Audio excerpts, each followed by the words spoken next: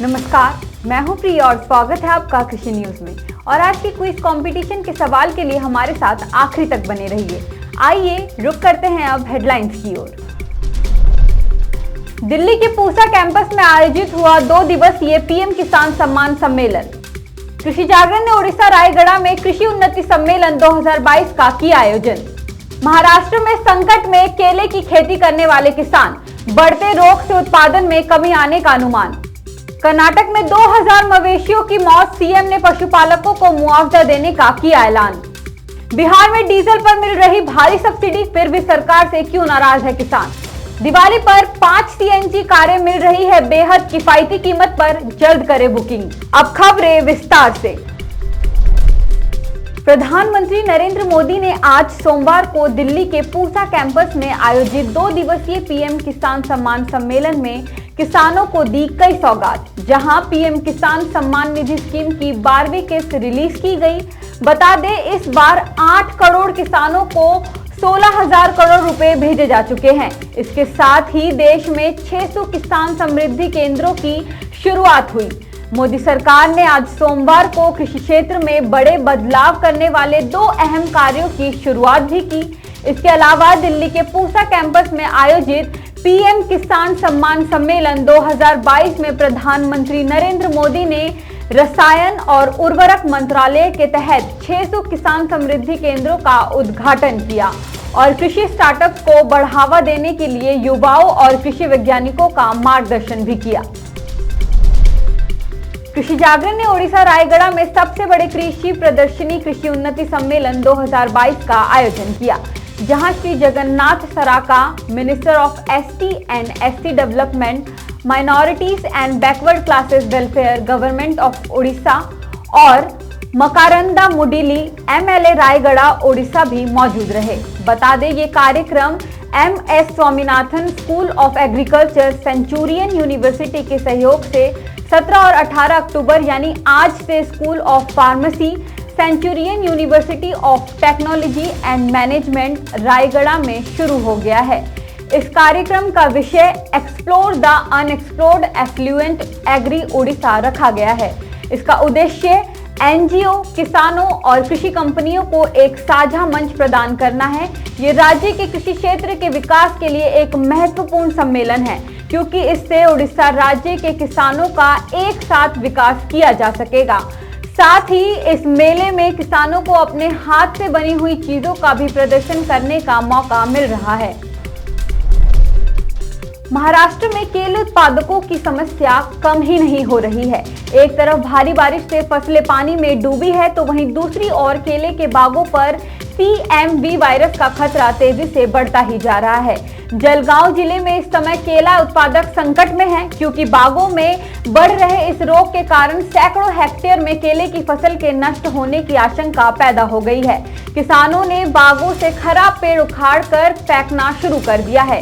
केले पर CMV virus के प्रकोप के चलते किसान पिछले 2 महीने से परेशान हैं। केले के उत्पादन में भी भारी गिरावट देखी जा रही है।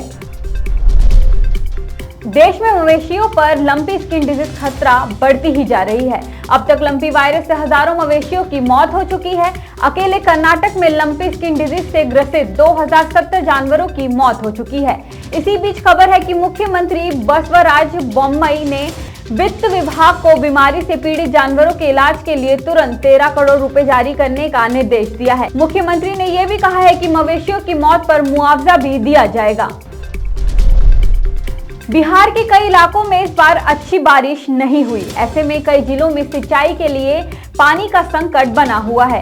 इसी बीच बिहार सरकार ने किसानों के संकट को देखते हुए 100 करोड़ का डीजल अनुदान देने की घोषणा कर दी है।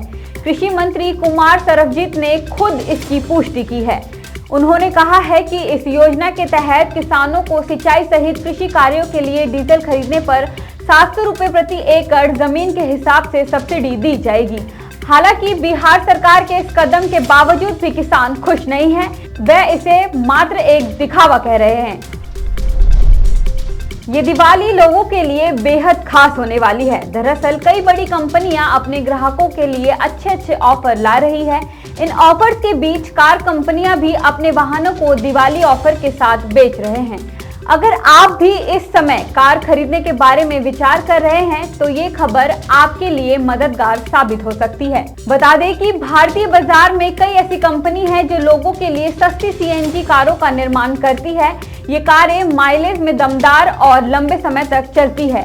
ऐसे में 5 सीएनजी कारों में Maruti Suzuki Celerio, Maruti Suzuki Wagon R, Maruti Suzuki Dzire, Hyundai Santro CNG, Maruti Suzuki Espresso शामिल है, जो कि काफी किफायती कीमत पर मिल रही है।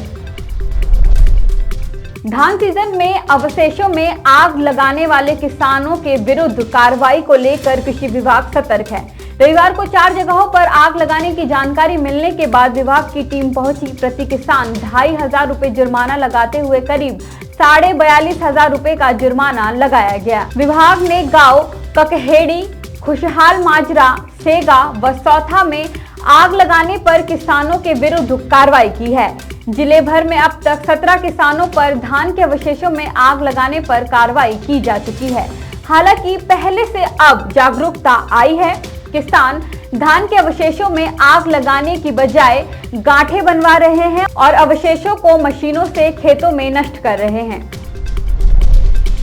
अगर अब दिल्ली के मौसम की बात करें तो दिवाली आने में अब लगभग 1 हफ्ते का ही समय बचा हुआ है। इसी के साथ दिल्ली के मौसम में सर्दियों और प्रदूषण दोनों की आहट शुरू हो गई है। दिवाली पर पटाखों से पहले ही दिल्ली की हवा प्रदूषित होना शुरू हो गई है। आज सुबह भी दिल्ली में हवा की क्वालिटी खराब ही दर्ज की गई है। आज 218 पर पहुंचा दिल्ली के एयर क्वालिटी इंडेक्स। और आज एफटीवी ऑर्गेनिक के क्विज कंपटीशन में आपके लिए सवाल है कि मुगा रेशम भारत के किस राज्य से संबंधित है। और आपके ऑप्शंस हैं number 1 Arunachal Pradesh, number 2 Bihar, number 3 Maharashtra और नंबर 4 असम। तो देरी किस बात की है, फटाफट से हमें इसका जवाब कमेंट करके जरूर बताएं और जीते एफटीवी ऑर्गेनिक के डिस्काउंट कूपन और ढेरों इनाम। साथ ही ऐसे अन्य जानकारी के लिए बने रहिए हमारे यानी कृषि जागरण के साथ। धन्यवाद।